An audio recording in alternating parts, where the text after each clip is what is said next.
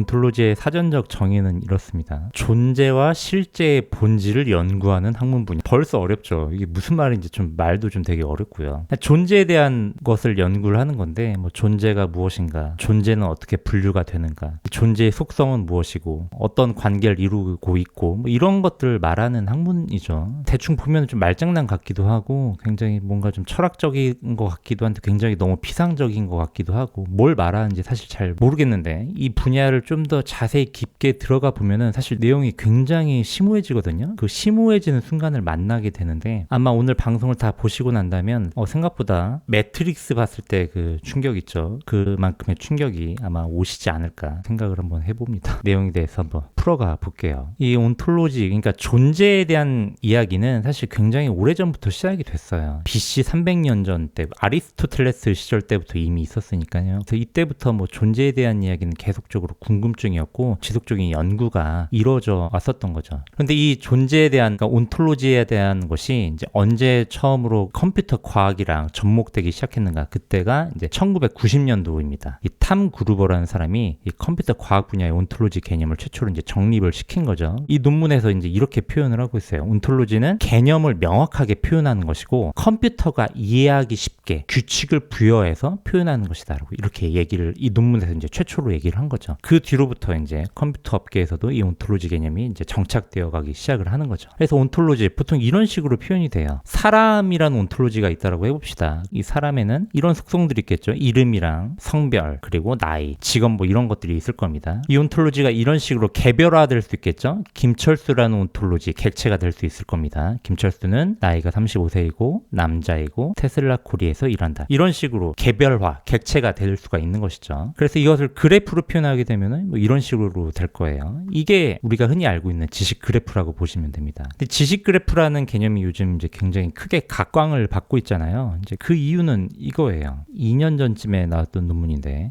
결국에는 언어 인공지능과 만나게 되는데 이 언어 인공지능이 컴퓨터 데이터베이스를 검색을 해서 우리에게 읽고 이해를 해서 우리에게 알려주는 거죠. 이 데이터베이스가 지식 그래프화 되어 있는 경우랑 되어 있지 않는 경우랑 비교를 해보니까 언어 인공지능의 경우 데이터베이스가 지식 그래프화 되어 있는 경우에 질문의 난이도가 올라가도 훨씬 답의 정확도가 올라가게 되고 데이터베이스의 지식 체계가 복잡해도 지식 그래프가 되어 있을 경우에는 훨씬 더 정답률이 올라가더라는 거예요. 그래서 이때부터 이제 지식 그래프에 대한 가치가 이제부터 발하기 시작을 하는 거죠. 언어 인공 자체로서도 발전하는 게 중요하지만 언어 인공 지능이 읽고 이해하는 이 지식 체계도 틀을 갖추는 게 되게 중요하다는 관점으로 바뀌기 시작을 하는 겁니다. 그래서 계속 지식 그래프가 그 중요성이 계속 대두가 되고 있는 거죠. 그래서 결국 지식 그래프라는 것은 이 온톨로지의 표현 방법 중에 하나라고 보시면 되는 거고요. 이 지식 그래프를 통해서 이 현실 세계 개념을 모델링하는 거라고 보시면 되겠습니다. 아까 말씀드린 사람을 예로 들면 나이, 뭐 성별, 직업 이런 식으로 이제 모델링을 해 가게 되는 거죠. 그렇게 해서 이 모델링이 완벽하게 되면 될수록 이 세상에 있는 개념들이 보다 완벽하게 온톨로지로 표현이 될수록 인공지능이 이제 이 데이터의 의미를 더 잘 읽을 수 있게 된다는 거죠. 자, 여기까지는 이제 정리가 되셨죠. 그럼 여기서 한번 해볼 수 있는 질문은 이거예요. 이 세상이 제대로 표현된다, 세상이 완벽하게 표현된다라는 게 어떤 의미일까요? 예를 들어 볼까요? 우리가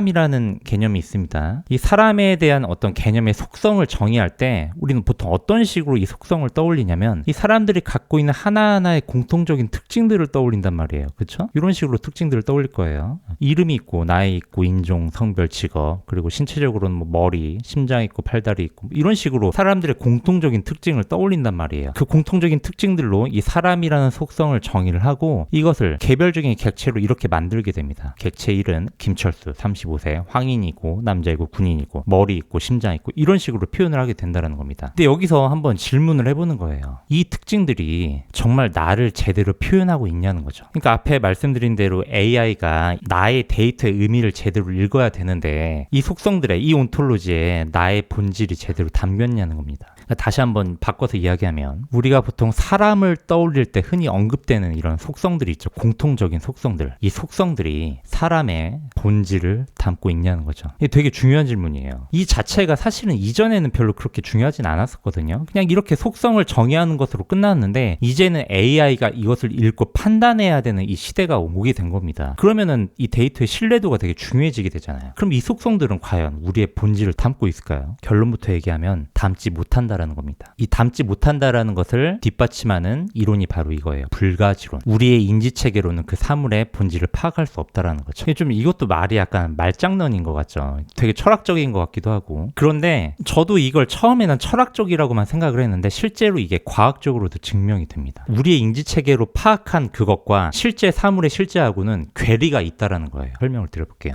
우리 몸의 한 70-80%는 물로 되어 있죠. 그리고 물은 H2O입니다. 그래서 우리 몸의 상당수는 다 수소 원자로 되어 있어요. 거의 한 70% 정도가. 그래서 이걸 수소 원자라고 한번 해볼게요. 자, 그럼 이 가운데가 수소 원자 핵이죠. 그리고 주변을 돌고 있는 게 전자입니다. 자, 그럼 제가 여기서 질문 한번 여러분께 드려볼게요. 이 수소의 원자 핵, 이 핵을 농구공 크기만큼 한번 크게 만들어 볼게요. 이 수소 원자 핵이 농구공만해졌을 때 이 주변을 돌고 있는 전자는 얼마나 떨어져 있을까요? 원자 핵이 농구공만해졌을 때 전자는 한 몇 미터 정도 떨어져 있을까요? 맞춰보세요. 얼마나 떨어져 있을까? 수소 원자 핵이 농구공만해졌을 때 주변을 돌고 있는 전자는 어느 정도에 떨어져서 돌고 있을까? 수소 원자 핵을 농구공만큼 크게 만들잖아요. 그러면은 전자는 요 정도. 그러니까 수소 원자 핵이 대학로 쪽에 있다면 전자는 강남역 쪽에 정도에 있다라고 얘기를 하더라고요. 엄청나죠? 그럼 여러분 여기서 이런 질문을 가져야 돼요. 가운데 원자 핵이 있죠? 그리고 주변을 전자들이 돌고 있어요. 그러면 이 수소 원자를 이루고 있는 대부분의 구성 요소 뭐죠?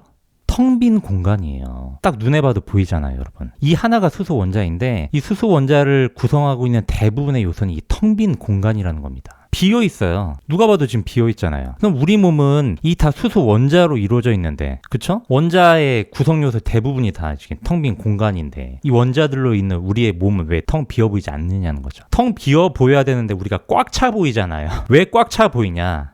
꽉 차 보이는 것처럼 우리가 착각을 하고 있는 거라는 겁니다. 그러니까 실제 원리는 이래요. 이 수소 원자 핵이랑 이 전자 사이에 전자기력이라는 힘이 작용하고 있습니다. 보이지 않는 힘이 작용하고 있어요. 여기 힘이 작용하고 있는데 햇빛의 가시광선이 전자기력을 뚫지 못하는 거예요. 그래서 튕겨져 나온 가시광선이 관찰자의 눈으로 들어갑니다. 그래서 이 눈으로 들어온 빛의 정보가 사람의 머릿속에서 이미지를 만들어주는 거예요. 그러니까 실제 우리가 보고 있는 사람의 모습은 실제의 모습이 아니라 빛에 반사되어서 들어온 정보가 우리 머릿속에서 뇌에서 만들어 놓은 이미지라는 겁니다. 그러니까 우리는 사실 그 이미지를 보고 있는 거예요. 실제는 아니에요. 그러면 만약에 가시광선이 이 전자기력을 뚫어버린다면 어떻게 보일까요? 대표적인 게 엑스레이입니다. 엑스레이는 이 전자기력을 뚫어 보여요. 그래서 사람을 보면 이렇게 보이는 거죠. 사람을 실제로 찍은 모습이잖아요. 이렇게 보인다는 거예요. 엑스레이는 이 이제 뼈만 뚫지 못하기 때문에 뼈만 남아서 보이는 거죠. 그러니까 정리해서 보면 이렇습니다. 사람은 실제 텅 비어 있는데 이 가시광선이 뚫지 못해서 튕겨져 나오는 반사되어 있는 정보를 사람의 눈으로 들어가게 되는 거고 이 머릿속에서 그 빛의 정보를 통해서 뇌에서 이 이미지를 형성하게 된다는 거죠. 그러니까 사람의 본질은 이런 거예요. 그냥 이 다 원자로 이루어져 있는 거예요. 수소 원자 60%, 산소 원자 20%, 탄소 10%, 나머지 뭐 질소랑 인 좀 있는데 아무튼 대다수는 이 수소, 산소로 이루어져 있는 겁니다. 그리고 다 텅 빈 공간인 거죠. 사람의 몸은 다 이 원자들의 조합으로 이루어져 있는 거예요. 이게 전부입니다. 그러면 우리가 앞에서 말한 이 속성들 뭐냐는 거예요. 이 속성들이 이 사람의 본질을 반영한다라고 얘기할 수 있을까요? 이때부터 이제 생각을 다시 해봐야 되는 겁니다. 왜냐면은 우리가 바라보는 모습이랑 그 사물의 실제하고 차이가 엄청나게 있기 때문에. 그런데 이제 우리가 사람에 대한 개념을 얘기할 때 제가 지금 말씀드린 것은 우리가 보는 인지체계가 불완전하다라는 것을 말씀드리기 위해서 이제 이 과정을 설명드린 거고요. 실제로는 이 원자 레벨까지 얘기하지 않더라도 조금만 논리적으로만 생각을 해보더라도 우리가 말하는 이 일반적인 속성이 사람의 본질을 반영하지 못해요. 예를 한번 들어볼까요? 팔다리가 사람을 표현하는데 본질적인 속성일까요? 아니죠. 왜냐하면 팔다리가 없는 사람들도 있잖아요. 불의의 사고를 겪어서 팔다리가 없으신 분들도 있습니다. 그러니까 팔다리가 없어져도 사람의 본질은 그대로 유지가 된다는 거죠. 그렇기 때문에 어떤 속성이 그 사물의 본질이라고 말할 수 있으려면은 그 속성이 없어졌을 때 그 사물이 정립이 되면 안 되는 거죠. 근데 팔다리는 없어져도 사람으로서의 본질은 유지가 됩니다. 그래서 팔다리만큼은 사람의 본질적인 속성이라고 말하기는 좀 어렵죠. 그럼 이건 어떨까요? 심장은 사람의 본질적인 속성일까요? 심장이 없으면 사람은 죽죠. 소멸됩니다. 그럼 언뜻 보기에는 심장은 사람의 본질적인 속성인 것 같기는 한데 자세히 보면 심장도 사람의 본질적인 속성은 아니에요. 왜? 코로나 엄청 유행했을 때 폐렴이 굉장히 심한 분들은 중환자실에 입원을 하고 이런 의료 장치를 달아줬었어요. 혹시 에크모라는 거 여러분 혹시 아시나요? 에크모가 뭐냐면은 사람의 심장과 폐를 대신해주는 의료기기입니다. 그러니까 인공 심폐기예요. 그래서 심장이 기능을 제대로 못하니까 사람의 피를 이 에크모로 보내서 심장과 폐의 역할을 대신해준 다음에 사람의 몸으로 다시 넣어주는 거죠. 사람의 심장을 대신해주는 겁니다. 그러면은 사람 심장이 지금 제대로 작동을 못해서 인간이 만들어온 에크모로 대체를 하고 있네요. 심장이 없어도 되는 상태인 거잖아요. 지금 이 상태는요. 그럼 에크모로 유지가 돼도 실제로 심장이 죽은 상태에서 에크모로 연결이 돼도 사람이라는 개체는 그대로 유지가 됩니다. 그러면은 심장은 사람의 본질적인 속성인가요? 없어져도 사람이 유지가 되는데 이때부터 이제 되게 심오해지죠. 그래서 이것을 한번 정리해보면 이렇습니다. 심장은 없어도 사람은 유지될 수 있어요. 왜냐면 대체 기계가 있으니까. 그런데 혈액순환이 안 되는 상황, 혈액순환이 안 되면 사람은 유지가 될 수 없어요. 그쵸? 그럼 여기서 우리는 뭐가 본질이라고 말할 수 있느냐? 혈액순환이 안 되는 문제를 해결해서 혈액순환을 가능하게 하는 이 상황이 진짜 이 사람의 본질이라고 얘기할 수 있겠죠. 특정 장기를 사람의 본질이라고 말할 수 없다라는 거예요. 이 문제를 해결하는 이 상황이 사람이라는 개념을 유지하게 하는 본질적인 속성이라는 거죠. 자, 그렇다면 아까 말씀드렸죠. 그 속성이 사람의 본질적인 속성이라고 말할 수 있으려면은 그 속성이 사라졌을 때 사람이라는 개념도 정립이 돼서는 안 되는 거죠. 그러면 우리는 사람의 본질에 접근하기 위해서는 이 방식으로 접근을 해야 되는 거예요. 사람을 사라지게 하는 문제들, 더 이상 내가 아니게 되는 상황들. 대표적인 게 방금 말씀드린 혈액순환의 문제죠. 혈액순환이 되지 않으면 사람은 존재할 수가 없습니다. 호흡에 문제가 생겨도 살 수가 없겠죠? 대변을 보지 못해도, 그리고 소변을 보지 못해도 사람은 죽습니다. 면역 문제, 면역이 없어지게 되면 감염이 돼서 사람 죽게 되죠. 그리고 이거는 신경과 관련된 문제인데 중추신경이 사라지게 되면 혈당이나 체온 이런 항상성이 깨져버리기 때문에 죽게 됩니다.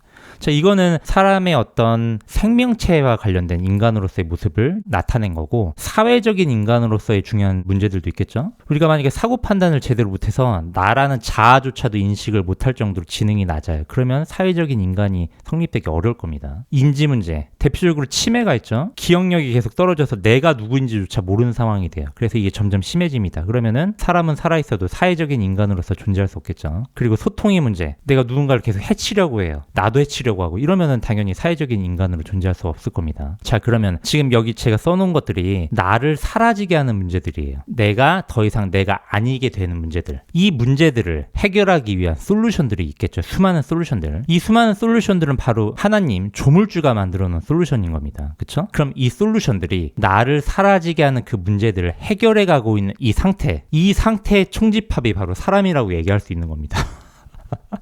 다시 한번 정리할게요. 나를 사라지게 하는 문제들 있죠. 방금 보여드렸던 나를 사라지게 하는 문제들을 해결하기 위한 많은 솔루션들이 있어요. 그 중에 하나가 심장이고 폐이기도 하고, 그 솔루션들이 나를 사라지게 하는 문제들을 해결해 가고 있는 이 상태의 총집합이 바로 사람이라고 얘기할 수 있는 거죠. 근데 여기서 헷갈리지 말아야 될 거는 이 솔루션 자체가 본질이 아니라는 거예요. 왜냐하면 이 솔루션은 얼마든지 사람이 만든 걸로 대체가 될 수 있으니까. 더 중요한 것은 혈액순환이 안 되는 문제가 더 본질과 가깝다라는 거죠. 이 혈액순환이 안 되는 문제를 해결해 가고 있는 상태가 바로 사람의 본질이라는 겁니다. 그럼 여기서 차이는 뭐냐? 조물주가 만들어 놓은 솔루션과 사람이 만들어 놓은 솔루션, 이 솔루션의 해결 능력이 차이가 날 뿐인 거예요. 그래서 조물주가 만든 이 심장이라는 솔루션은 이 혈액순환의 문제를 100년 동안이나 해결할 수 있는 것이고, 사람이 만든 솔루션은 한 달 이상도 못 가게 되는 거죠. 이 솔루션의 능력의 차이 때문이라는 거예요. 그래서 이것을 다시 정리해서 얘기하게 되면은 우리를 사라지게 하는 무수히 많은 문제들이 있을 겁니다. 그리고 그 문제들을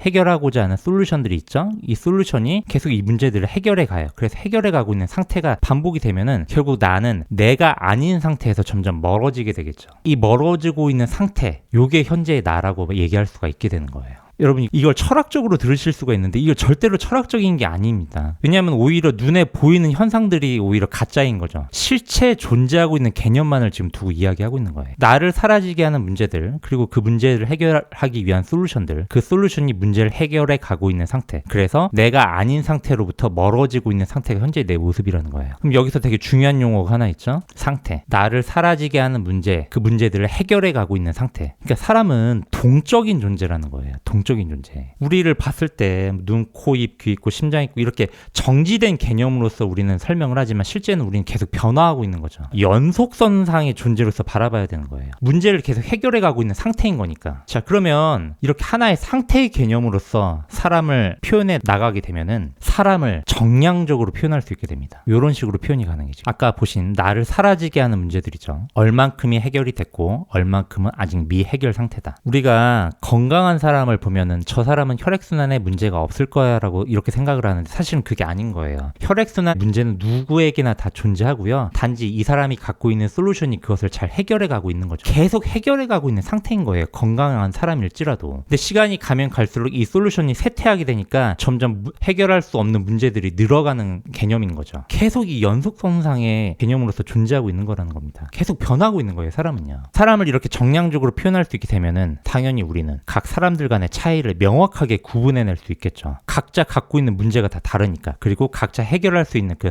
솔루션의 능력치도 다 다르니까. 그래서 사람을 아주 완벽하게 수치로서 표현할 수 있게 되는 겁니다. 그 차이도 완벽하게 달라지게 되는 거죠. 그리고 나조차도 우리는 시간이 가면 갈수록 우리가 갖고 있는 솔루션의 능력은 한계가 있는데 해결할 수 없는 문제는 점점 늘어가게 되는 거죠. 그래서 시간이 가면 갈수록 우리가 갖고 있는 문제는 점점 늘어나게 되는 거예요. 우리를 사라지게 하는 문제들이 시간이 가면 갈수록 계속 늘어나는 겁니다. 그래서 점점 내가 아닌 상태의 방향으로 가게 되는 거죠. 이게 노화인 거예요. 그리고 이게 점점 소멸로 가는 상태인 거고 그래서 죽게 되는 겁니다. 내용이 좀 정리가 되셨나요? 다시 정리를 하면은 아까 불가지론이라고 얘기했잖아요. 우리가 눈에 보이는 속성으로 정의하는 것은 한계가 있습니다. 실제와 우리의 인지체계 사이에서의 괴리가 있다라고 했죠. 그렇기 때문에 우리가 현재의 상태에서 알 수 있는 것은 나를 사라지게 하는 문제들 그리고 그 문제를 내가 얼마만큼 해결해 가고 있는가 이것만이 명백하게 존재한다는 겁니다. 이것만큼이 이 사람의 본질을 명확하게 반영한다라고 얘기할 수 있게 된다는 거죠. 그래서 이런 본질적인 속성이 온톨로지로 제대로 표현이 돼야만 그때 비로소 이 AI가 이 데이터의 의미를 명확하게 읽어낼 수 있다는 거예요. 왜냐하면 우리는 인지체계가 불완전하기 때문에 우리가 파악한 방식대로 사람을 이 온톨로지로 만들게 되면은 이 AI는 우리의 굉장히 피상적인 모습만을 알 수밖에 없게 되는 거예요. 우리의 존재의 의미를 제대로 파악할 수가 없겠죠. 그렇기 때문에 AI가 점점 대세가 되는 시대로 갈수록 우리는 우리의 존재의 본질을 더 제대로 표현하는 노력이 굉장히 중요해지게 되는 겁니다. 우리의 존재의 본질을 명확하게 알아야 그때 비로소 AI가 우리에 대한 통합적인 사고를 할 수 있게 되는 거예요. 그러니까 결국 우리가 AI를 사용하는 이유는 우리를 대체하기 위함이잖아요. 그러면 나와 똑같은 하나의 개념을 온톨로지로서 만들어 놔야 되는데 그 온톨로지가 나를 완벽하게 표현하고 있냐는 거죠. 표현이 제대로 됐을 때 AI는 비로소 나에 대한 통합적인 사고를 할 수 있게 되는 겁니다. 나의 본질이 제대로 표현되지 않았다면 AI는 나에 대한 지엽적인 판단밖에 못하는 거예요. 맛집 추천해줘. 이걸로서 끝나는 거죠. 근데 나에 대한 본질이 정확하게 제대로 표현이 되어 있다면 나에게 최적화된 나의 인생을 설계해줘가 가능해지게 되는 거죠. 그렇기 때문에 나의 본질적인 속성이 무엇일까를 알기 위해서는 이렇게 질문하면 안 되는 겁니다. 이렇게 질문해야 되는 거예요. 나를 사라지게 만드는 문제가 무엇일까? 무엇이 나를 내가 아닌 상태로 만드는 걸까? 이렇게 거꾸로 질문을 해야 되는 겁니다. 여기에 집중을 해야 되는 거예요. 근데 이거는 사람뿐만 아니라 기업에서도 마찬가지예요. 기업에서도 무수히 많은 문제들이 존재하고 계속 생겨나가고 있죠. 그리고 그 문제들을 계속 해결해 가고 있는 상태인 겁니다. 그 상태의 총집합이 기업의 하나의 모습인 거예요. 그러니까 우리가 흔히 생각하면은 우리의 인지체계로는 이게 기업 같아 보인단 말이에요. 수많은 부서들이 모여있고 그 부서를 이루고 있는 사람들. 그런데 이 부서는 수시로 없었다가 생겨났다가 대체되기도 하고 이 사람들 다 AI로 대체돼도 기업의 모습은 그대로 유지된다는 거죠. 그러니까 이게 실제 기업을 이루고 있는 본질적인 속성이 아니라는 거예요. 그럼 뭐가 속성이냐? 방금 얘기한 대로 기업을 사라지게 하는 문제들 그리고 그 문제를 해결해 가고 있는 상태 이게 기업의 본질이라는 거죠. 되게 재미난 이론을 하나 갖고 왔는데 미니멈의 법칙이라는 얘기가 있습니다. 이거는 경영관리 이론에 나오는 하나의 이야기인데 하나의 개체를 이루고 있는 요소들 중에 가장 취약한 요소가 전체의 레벨을 좌지우지한다는 거예요. 그래서 이게 어디서 온 개념이냐면 식물의 성장과 관련된 이 학문에서 온 개념인 건데 식물이 성장하기 위해서 필요한 여러 가지 영양소들이 있을 거 아니에요. 이때 가장 부족한 영양소가 이 식물의 전체 성장을 결정짓는다는 겁니다. 그러니까 전체의 역량이 이 가장 약한 기능, 이 가장 약한 요소의 수준에 의해서 결정이 된다는 거예요. 근데 이건 실제로 기업에서도 나타나는 문제들이거든요. 그러니까 제품을 제작하는 여러 가지 공정들이 있겠죠. 근데 어떤 공정 하나에서 병목 현상이 일어나요. 그러면 나머지 공정의 능력들이 아무리 뛰어나도 이 가장 문제가 있는 이 병목이 일어나고 있는 이 공정이 이 공장의 전체 시스템의 능력을 좌지우지하게 되는 겁니다. 그러니까 이 병목 공정을 개선하지 않게 되면 전체 생산량은 늘어나지 않게 되는 거죠. 그러면은 이 기업이 갖고 있는 가장 취약한 포인트, 이거 어떻게 찾아야 될까요? 전체를 봐야 되는 거죠. 그래서 엔드-투-엔드 플랫폼으로 기업의 전체의 모습을 그려나가야 되는 겁니다. 제가 팔란티어는 엔드-투-엔드 플랫폼이고 거기서 기업을 디지털 트윈으로 만들어가는 거라고 이야기를 했죠. 기업이 엔드-투-엔드 플랫폼 위에서 디지털 트윈화가 되어야 하는 이유가 궁극적으로는 그 기업이 갖고 있는 가장 취약한 요소를 찾기 위함이에요. 그래서 엔드-투-엔드가 돼야만 이 문제가 어디서 왔고 어디로 흘러가게 되는지를 명확하게 알 수 있게 되는 거죠. 그리고 방금 얘기한 대로 그 기업이 갖고 있는 가장 취약한 요소, 그 기업을 사라지게 만들 수 있는 가장 핵심적인 문제, 가장 취약한 문제가 곧 그 기업의 본질적인 속성이라고 얘기할 수 있는 거죠. 그러니까 우리가 기업을 파악할 때 기업의 모습만 보면 되게 겉모습은 되게 번지르르해 보일 수도 있어요. 막 수많은 기업들과 인수합병에서 몸집은 엄청나게 커져 있을 수도 있습니다. 그런데 실질적인 그 기업의 본질적인 속성은 사실은 그 기업이 갖고 있는 최대 약점이 사실 그 기업의 진짜 본질이라고 할 수 있는 거죠. 그 최대 약점이 그 기업의 전체 수준을 결정해 버리니까요. 자, 이제 사람으로 다시 돌아올게요. 자, 그렇기 때문에 나의 본질적인 속성은 나를 가장 취약하게 만드는 문제에서 시작된다라고 얘기할 수 있는 겁니다. 나의 최대 약점, 나를 사라지게 하는 문제, 그리고 그 문제를 해결해 가고 있는 상태가 현재 나의 모습인 거죠. MBTI 있죠. E와 I가 있는데 이 성향의 입장에서는 이 I들이 갖고 있는 요소들이 굉장히 취약하게 만드는 문제인 거죠. 이 E는 외부 사람들 만남으로써 에너지를 얻어야 되는데 이 I들이 좋아하는 환경에 놓이게 되면은 E는 에너지를 오히려 잃게 된단 말이에요. 그렇기 때문에 E의 입장에서는 이 E를 사라지게 하는 문제들, I들이 좋아하는 환경을 어떻게든 해결해 나가기 위해서 굉장히 많은 노력들을 하겠죠. 그 노력의 결과물이 E의 모습인 겁니다. 반대로 I도 마찬가지죠. I도 이 성향의 환경들이 놓였을 때는 왜 기를 빨린다라고 하잖아요. 그래서 여기서 멀어지려고 합니다. 이 환경에 놓이게 되면 I의 모습이 사라져버리게 되니까. 그래서 I는 그 환경의 문제들을 해결해 나가기 위해서 수많은 노력들을 하고 있고 그 해결해 가고 있는 상태가 이 I의 모습으로 나타나고 있게 되는 거죠. 그런데 사람마다 갖고 있는 문제와 사람마다 갖고 있는 문제 해결 능력치가 다 다르니까 같은 I더라도 퍼센티지가 다 다르게 나타나는 거죠. 그래서 누군가에게는 E가 갖고 있는 모든 성향이 다 나에게는 거부적인 요소가 되는 것이고 어떤 사람에게는 일부 E적인 요소가 받아들일 수 있는 수용적인 포인트가 되는 거죠. 그리고 문제 해결의 능력도 다 다르니까 이런 식으로 나타나게 되는 겁니다. 그러니까 이렇게 정량화 표현될 수가 있게 되는 거고 사람마다 차이를 명백하게 알 수 있게 되는데 이렇게 문제 중심으로 접근하지 않게 되고 우리의 인지체계로만 접근을 하게 되면은 우리는 그냥 사람은 E와 I로 나뉜다. 이렇게 이분법적으로만 판단을 하게 되는 거죠. 그러면 당연히 이 사람의 본질이 반영될 수가 없겠죠. 그래서 여러분을 가장 취약하게 만드는 문제, 여러분의 약점이라고도 할 수 있고 그 문제로 인해서 여러분이 사라질 위험에 처해 있다면 그 문제가 여러분의 본질과 가장 맞닿아 있다라고 얘기할 수 있고 그 문제를 해결해 가고 있는 상황이 바로 여러분의 진짜 본질이라고 할 수 있는 거죠. 그리고 그 상황의 결과물이 바로 여러분의 모습인 겁니다. 근데 이 문제가 계속 늘어나죠. 시간이 갈수록. 그리고 변합니다. 근데 우리의 솔루션은 그대로이기 때문에 우리의 문제 해결 능력치는 그대로이고 궁극적으로 우리를 사라지게 하는 문제는 계속 늘어나고 있기 때문에 결과적으로 우리는 이렇게 소멸의 과정을 거쳐가게 된다는 거죠. 제가 이제 온톨로지에 대한 개념을 말씀드리면서 사실 궁극적으로 제가 전달하고 싶었던 메시지는 사실 이거예요. 그럼 나를 제대로 알기 위해선 나의 본질적인 속성을 알기 위해서는 결국 이걸 알아야 되는 거예요. 어떨 때 나의 모습이 가장 아닌지를 알아야 되는 거죠. 여기서 시작이 돼야 되는 겁니다. 그래야 진짜 나를 알 수 있게 되는 거예요. 왜냐하면은 이 모습이 진짜 내 모습이야 라고 말하는 순간 오히려 본질에서 멀어질 수 있는 거죠. 그 모습 자체는 우리의 인지체계로서 파악한 모습인 거니까 피상적인 껍데기일 가능성이 높은 거죠. 그렇기 때문에 나를 알기 위한 가장 첫 번째 단계는 어떤 모습이 가장 내가 아닌지를 아는 것부터 이루어져야 한다는 겁니다. 여기서 시작돼야 된다는 거예요. 이게 오늘 제가 준비한 마지막 슬라이드였습니다. 이거를 잘 보셔야 되는 게 사실은 엄청나게 과학적인 이야기입니다. 아까 우리가 얘기했죠. 사람은 실제로 이렇게 보여야 된다라고요. 이 텅 빈 공간에다가 우리가 이렇게 의미를 부여하고 있는 거예요. 이름, 나이, 인종, 성별. 이게 되게 과학적인 표현 같죠. 그런데 이렇게 이름을 붙이고 있는 자체가 오히려 철학적인 이야기인 겁니다. 지금 저는 뭔가 추상적이고 철학적인 얘기를 하는 게 아니라 그냥 진짜를 이야기를 하는 겁니다. 실제 원리만을 지금 이야기를 하고 있는 거죠.